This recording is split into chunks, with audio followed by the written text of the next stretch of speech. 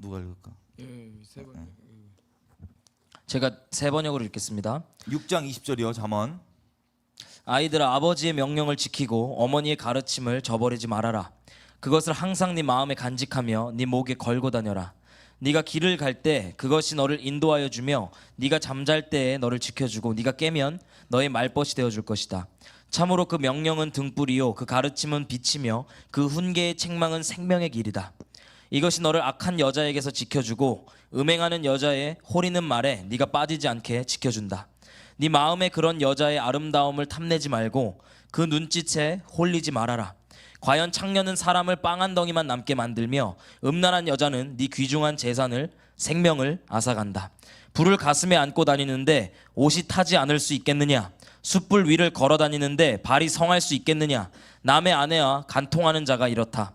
남의 아내를 범하고서도 어찌 무사하기를 바라겠느냐? 도둑이 다만 허기진 배를 채우려고 훔쳤다면 사람들은 그 도둑을 멸시하지 않을 것이다. 그래도 훔치다 들키면 7배를 갚아야 하고 심하면 자기 집에 있는 모든 재산을 다 내주어야 할 것이다. 남의 아내와 간음하는 사람은 생각이 모자라는 사람이다. 자기 영혼을 망치려는 사람만이 그런 일을 할 수 있다. 그는 매를 맞고 창피를 당할 것이니 그 수치를 절대로 씻을 수 없을 것이다. 그의 남편이 질투에 불타서 복수하는 날 조금도 동정을 주지 않을 것이다. 어떤 보상도 거들떠보려고 하지 않을 것이며 아무리 많은 위자료를 가져다 주어도 받으려 하지 않을 것이다. 아멘. 네. 사실 이게 여자분들이나 뭐 이런 분들은 이해 못할 수도 있어요. 이 말씀 내용. 이게 간음 자체가 아니라 이걸 죄라고 한번 생각해 보십시오. 동일한 겁니다. 만약에 우리가 불을 있잖아요. 눈에 보이는 불을 막 활활 타고 있는 걸 막 이렇게 안고 다닐 사람이 없겠죠. 막 그거 안고 다니면서 막 따뜻해요. 나 이게 절대 버리기 싫어요. 뭐 이런 사람은 없을 겁니다. 그리고 아까도 얘기했지만 저 활활 저 타고 있는 저것을 맨발로 지나가고 싶은 사람, 아니면 정말 칼 꽂혀 있는 그 막 가지 꽂혀 있는 거기서 맨발로 지나가고 싶은 사람은 아무도 없을 겁니다. 이 죄라고 하는 게 우리 인생 가운데 어떤 영향을 미치는지를 우리가 조금이라도 정말 인식하고 있다면 안 그럴 거예요. 그런데 이 불 같다, 뭐 불을 품고 있으면 당연히 우리가 타겠죠. 화상 입고 타겠죠. 불 같다, 뭐 불길을 걸어가는 것 같다. 이것도 되게 실제 죄에 비해서는 엄청나게 약한 말입니다.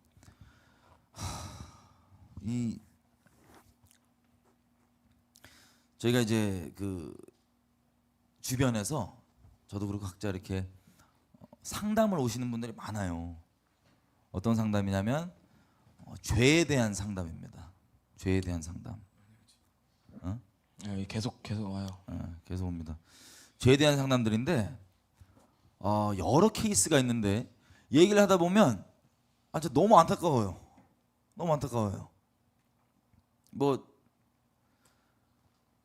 예를 들면 이제 죄를 이렇게 자기가 죄 가운데 지금 씨름하고 있어요. 그러면 아주 심플하게 먼저는 그냥 어떻게 하면 될까요? 회개해야죠. 예, 그걸 더 자세히 얘기하면 그냥 죄한테 머문다 아니면 떠난다. 떠나면 되잖아요. 이분들이 얘기를 해보면 처음에는 죄인지 분명한 인식이 있어요. 그런데 이것을 넘어지고 난 다음부터 떠날 마음이 없고 떠나지 않고 거기에 머물다 보니까 자꾸 무슨 얘기를 하냐면 이제 자기가 영적으로 힘든데 이것 때문에 힘든데 그것조차도 내버려 두고 죄를 용인해 달라. 그러니까 양심이 계속 찔리니까 이거 괜찮은 거 아니냐고 계속 연락이 오는 거예요. 결국 얘기를 하다 보면 그 얘기예요. 이건 괜찮은 거라고 얘기해 주십시오. 뭐 이런 겁니다. 자, 이런 것들 보면서 혹은 이 죄가 드러나면 자기 인생 끝이니까 이 죄가 드러나지 않게 사람들한테 걸리지 않게 기도해 달라. 하나님 앞에 하나님을 경외하지 않고 그냥 자기가 이 죄 때문에 그냥 죄가 드러날까 봐 그게 두려운 거예요. 하나님이 두려운 게 아니라. 제가 이거 혹시 보신 분일 수도 있는데 제가 실명은 안 밝히고 누구한테도 실명은 얘기 안 했어요. 그 간략히 이제 상황을 얘기하면 이런 케이스가 어떤 케이스냐면 어떤 분이 이제 음란에 있었던 거예요. 묶여 있었던 거예요. 근데 음란 중에서도 이제 요즘에 무슨 뭐 채팅하는 게 있다면서요. 이렇게 채팅해갖고 막 서로 카메라로 보면서 막 이상한 짓을 하는 그런 거에 이제 좀 매여 있던 거예요, 이분이. 근데 이분이 죄를 돌이켜 떠나는데 자기 말로 이렇게 떠나는데 떠난 이후에도 뭐가 계속 생각나냐면 자기가 그 짓을 한 그 영상이 찍혀서 돌아다닐까봐 어딘가 그게 돌아다녀서 자기가 큰 수치를 당할까봐 그것 때문에 매여갖고 인생을 전진을 못해요. 한순간도. 그래서 이분이 그렇게 기도를 열심히 하고 하는 그 기도 제목이 뭐냐면 그거 걸리지 않게 해주십시오. 왜요? 근데 이분이 스스로 얘기하는 이 아이러니가 뭐냐면 그럼에도 불구하고 혼자 있거나 기회가 있으면 또 그 짓을 한다는 거예요. 그 다음에 또 이거 혹시 또 영상 돌아다닐까봐 죽음의 챗바퀴네. 죽음의 챗바퀴 계속 이 젊은 나이에 거기 막혀갖고 인생 다 허비하는 거예요. 그래서 제가 듣고 뭐랬냐면은 자 가장 우선은 죄를 짓지 않았어야 했다. 죄를 안 지어야 됩니다. 그죠? 죄를 안 지어야 됩니다. 여러분 흔히 이제 우리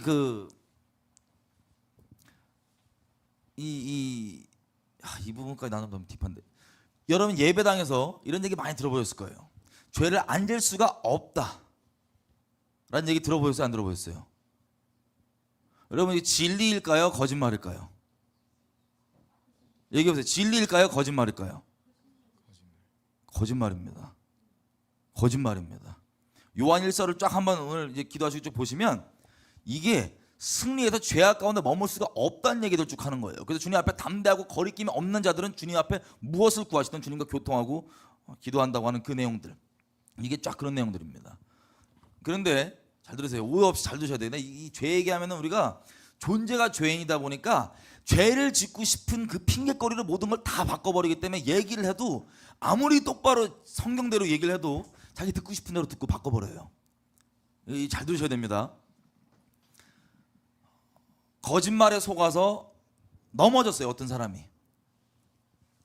그럼 이 사람이 죄를 떠난다면 정말 그냥 아우 죄에 머물면서 그냥 감정만 이상하니까 안 좋으니까 찝찝하니까 해결해 주세요 이런 거 말고 진짜 통렬하게 내가 불을 품었구나, 미쳤구나, 내 인생 큰일 날 뻔했구나, 내 인생 정말 주님 앞에서 어마어마한 짓을 했구나, 그리고 정말 죄를 미워하는 마음으로 주님을 사랑하는 마음으로 죄를 돌이켜 떠난다 철저하게. 그럼 이 사람에게 기회가 있을까요, 없을까요? 예, 주님께서 기회를 주십니다. 그런데 그 자비하심이 어느샌가 현실이란 이름의 기반 위에 교회에서부터 다 죄를 안 질 수는 없는 거야. 죄는 다 짓는 거야. 라는 식으로 중심이 하나님께 향해 있기보다는 죄악 가운데 넘어자고 계속 죄에 넘어지면 계속해서 마귀에 질질 끌려다닙니다. 하나님의 통로요, 하나님의 능력이요, 그냥 질질 끌려다니고 평생 죄책감에 뭐에 참소에 시달리다 인생 다 말아먹는 거예요. 제가 지금 말씀드렸던 이런 한 가지 케이스만 말씀드렸죠. 그런데 교회가 정체성 자체가 하나님께서 승리하는 교회인데 요한계시록 보시면 그 7교회들 나올 때 전부 다 끝자리가 뭐예요? 이기는 그에게는 어쩌다 한 번씩 이기는 게 아니라 교회 자체의 정체성이 승리한 교회예요. 왜? 교회의 머리이신 주님이 세상을 이기신 분이기 때문에.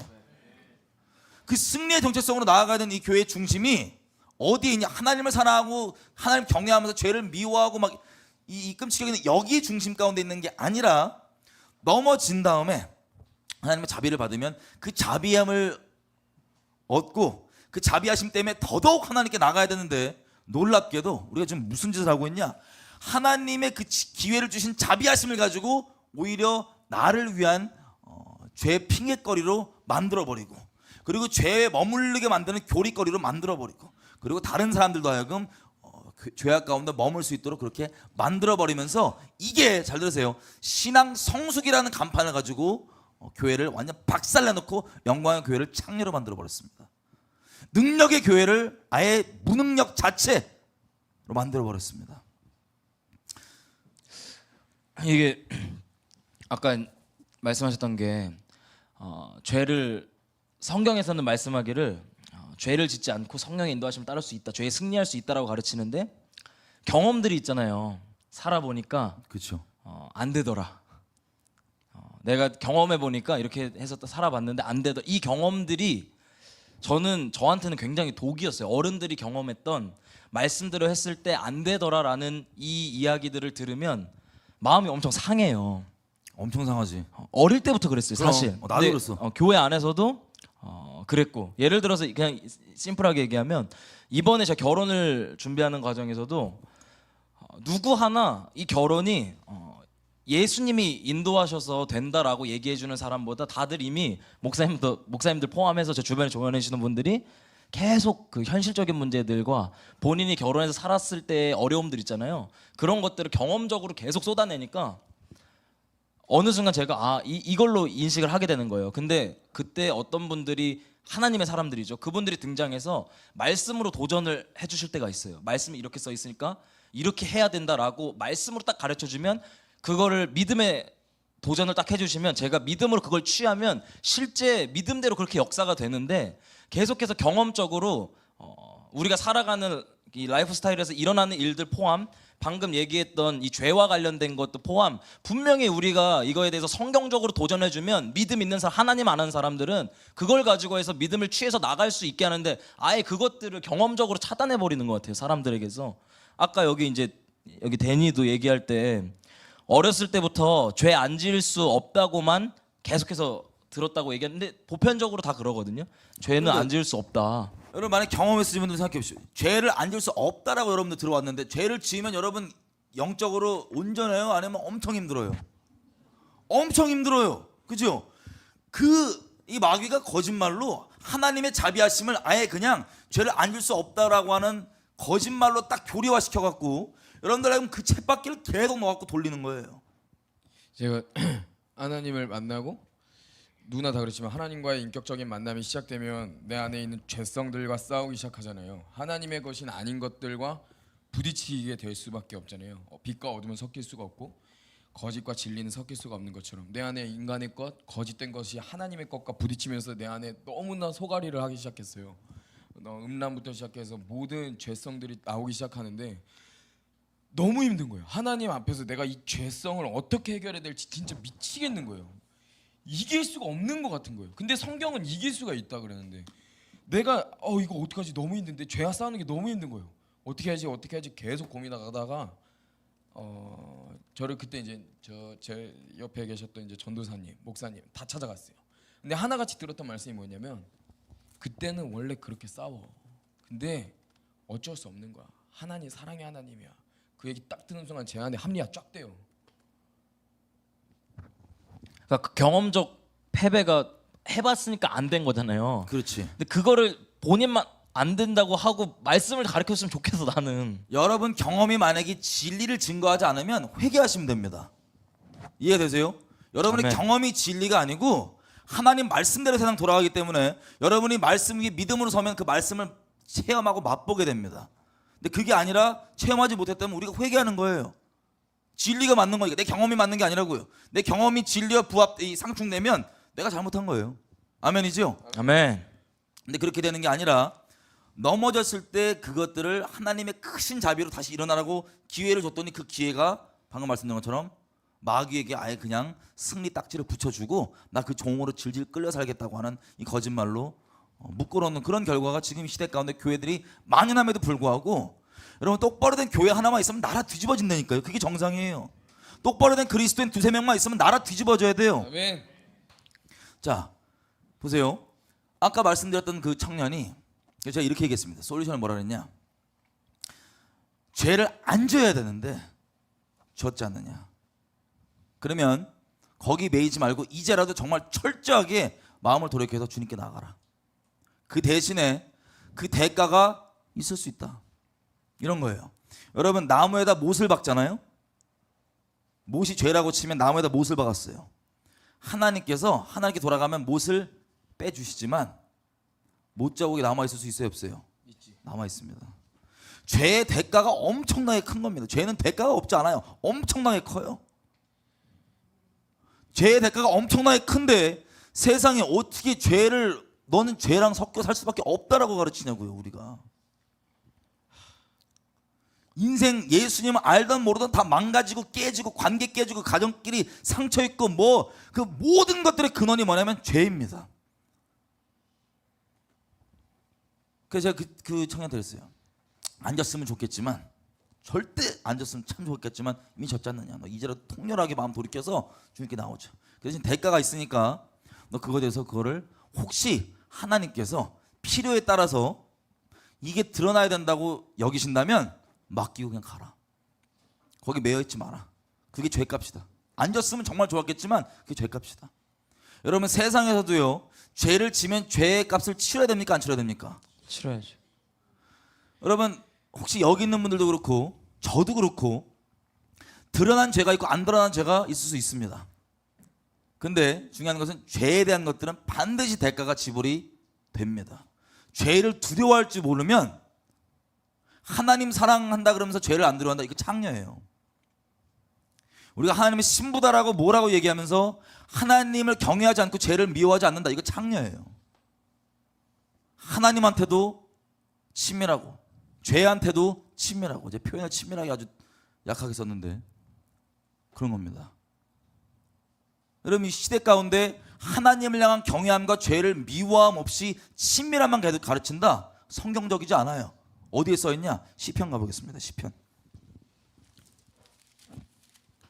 20 갑자기 떠올랐고 몇 절인지 모르겠네. 시편 24편인가 7편인가 28편인가 잠시만요.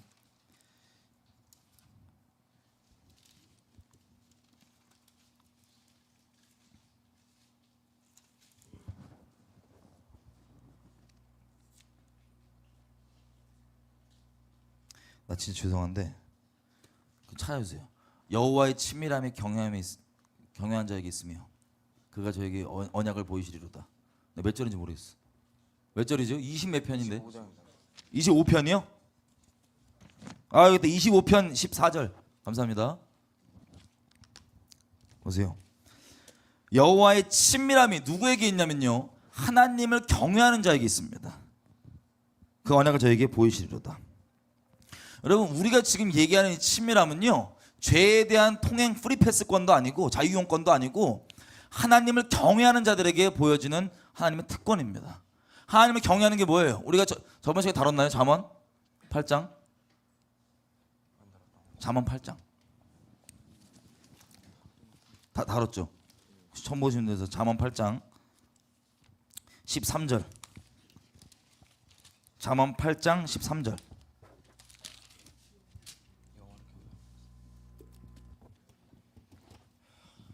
자, 잠언 8장 13절 보면 여호와를 경외하는 것은 악을 미워하는 것이라. 나는 교만과 거만과 악한 행실과 패역한 입을 미워하느니라. 하나님을 경외하는 것은 하나님의 말씀을 만우리 여기지 않고 두렵고 떨림으로 받는 것, 그리고 하나님을 존중하는 것, 존귀 여기는 것, 그리고 죄를 악을 미워하는 것, 이런 것들이 하나님을 경외하는 겁니다. 이게 하나님과의 진짜 친밀함의 열쇠예요. 친밀함이 어디 있냐면 여호와를 경외하는 자에게 있습니다. 상상해 보세요. 여호와를 경외하지 않는 자에게 있는 친밀함은 창녀의 친밀함이에요.